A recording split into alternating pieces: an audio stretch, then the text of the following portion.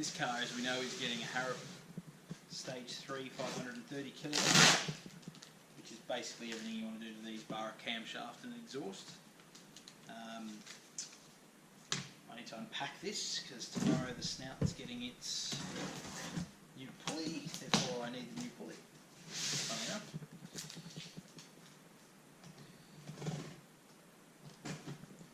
See if I can do this a bit quicker than the X-Force exhaust.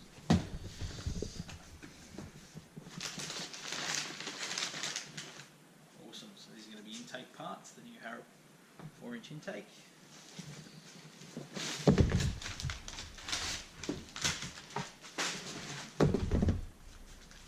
Intake bits and pieces.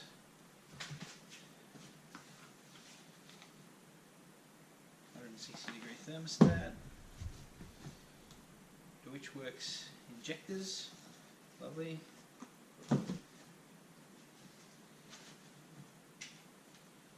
More intake parts.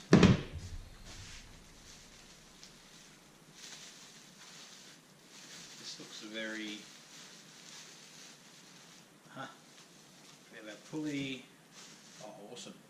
Solid isolator coupling. I'll show you guys what that does later. And a pulley hub, so that we can change pulleys on this car really easily in the future. Awesome. What else we got in here? Out of curiosity.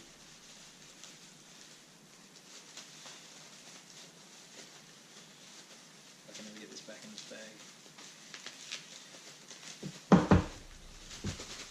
Yeah.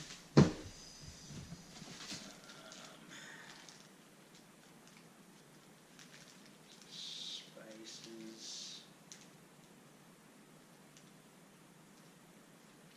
Dolby for the intake. LSA. Stop read first. Air filter, obviously to go in the new HARROP air filter housing. We've got a new belt for the charger, obviously being a smaller pulley at the top, bigger pulley at the bottom. Obviously the belt size is changing. We've got a new genuine balancer bolt. There might be one-time use, I doubt it though. Anyway. And then we've got our Power Bond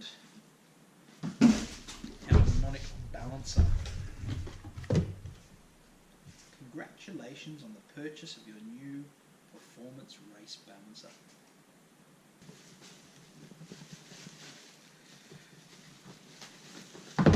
Serious bit of gear.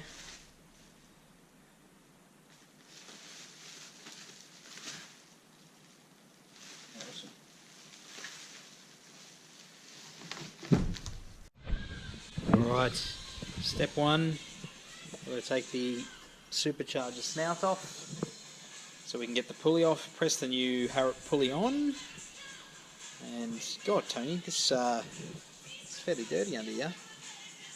Anyway, snout off, old pulley off, new pulley on, we'll go from there. Now we're making progress. The intercooler brick / plenum top of the Supercharger's off. I've left it connected. I'm not going to need to drain the coolant out of it, but as you can see, this is the bad boy we need to get off. I need to loosen the belt now, take the belt off, and then I'll pull the snout off. Happy days. Alright, so the physical snout is completely loose. Well, sorry, the snout is completely unbolted, but being a factory car, and the snout having never come off before, they basically use silicone to seal it.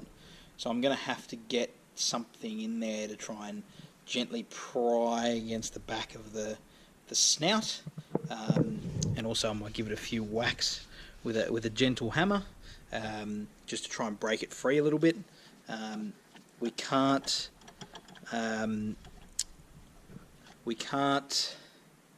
sort of do it at an angle because your shaft actually goes straight back into your rotors, and in fact that clunking means this has a spring-loaded isolator, which are prone to eating out shafts, so we'll be replacing that as part of this. But yeah, I think this is definitely going to be the fun bit.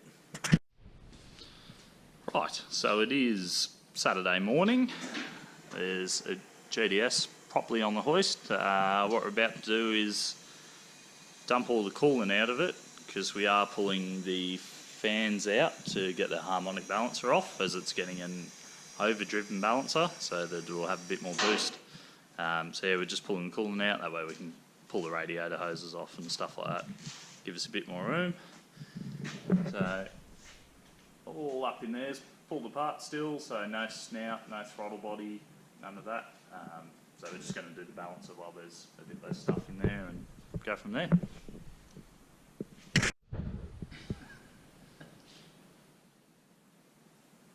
Not that loose, really. It's getting tight.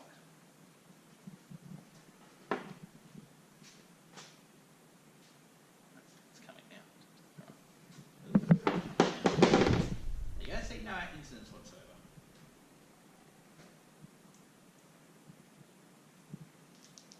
Oh, Is the O-ring still stuck in it? the whole thing's still stuck in. That's a good pace, actually. It's very un-Niagara Falls. So what we'll do, right, is we'll literally do everything. We'll come back tomorrow and there'll be coolant out of it.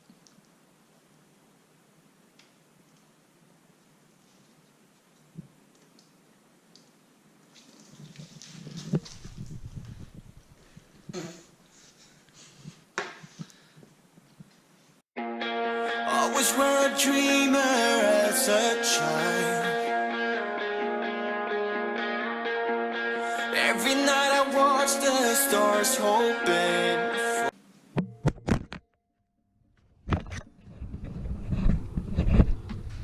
That's not going back. Would you like to do the honours and remove the balancer, please? And just like that, the balancer is out. So here, you can just see there's a keyway in the crank. So earlier LSs don't have that. So when you do a supercharger on an LS1, you actually have to put pins in the crank to stop the balancer from turning. Luckily enough, this one has a keyway. So literally just going to make sure the snout's all good on the crank and then install the new balancer. Alright, one power bond balancer on, all lined up, 250 foot-pound, yippee. So what we're going to do now, we're going to do the thermostat, then we're going to do the snout, which will be fun. Alright, there we are, Lingenfelter 160 degree thermostat. For anyone in comments, it's Fahrenheit, not degrees, Celsius. So Carl's just down there pulling the standard little snout thing off. We'll pop this thing on. In fact, let me unpack this. Can I do it one-handed? Probably not. There you go. No, that was an anticlimax. At least it's just in the box. And it looks like a thermostat, funnily enough.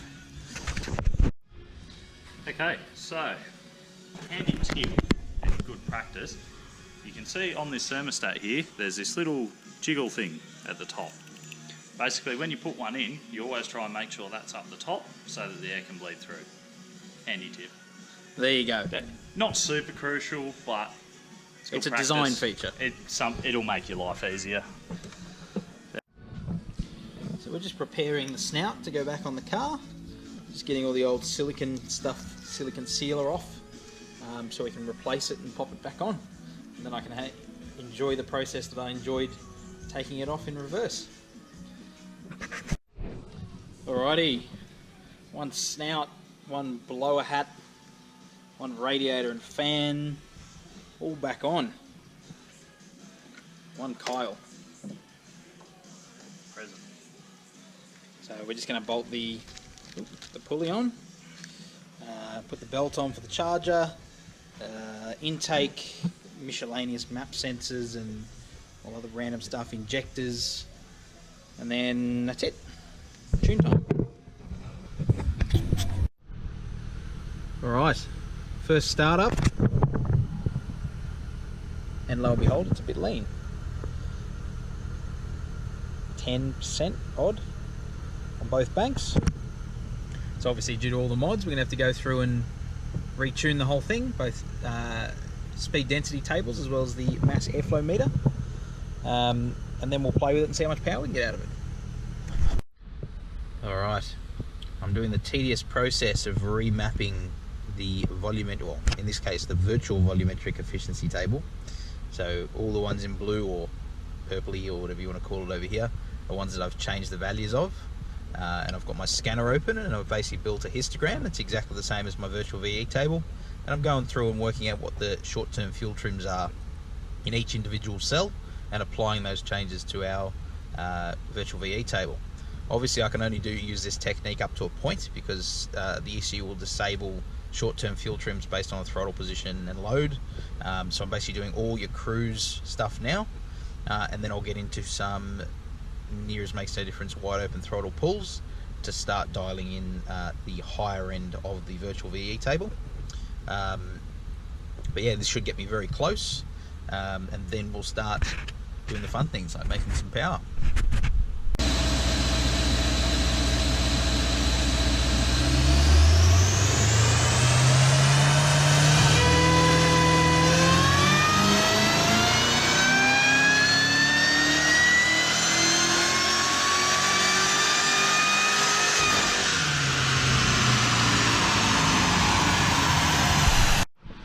Alright, just doing one final flash here, just fixing a tiny little bit of a fuel discrepancy, high RPM, but as you can see, maybe there on the screen, 371 kilowatts at 6,250 RPM, I think. This thing's now being held back significantly by its exhaust. So it's got factory headers, factory caps, factory cat back, and if we replace those, when we replace those, I'm expecting to see a much nicer number beginning with 4. But this thing, it's transformed the way this thing drives. The mid-range, sure, the power figure, we gain 40 odd kilowatts, or 45 kilowatts, but the mid-range power and torque is where this thing gained massively. Unbelievable difference, and I can't wait to take it for a quick drive.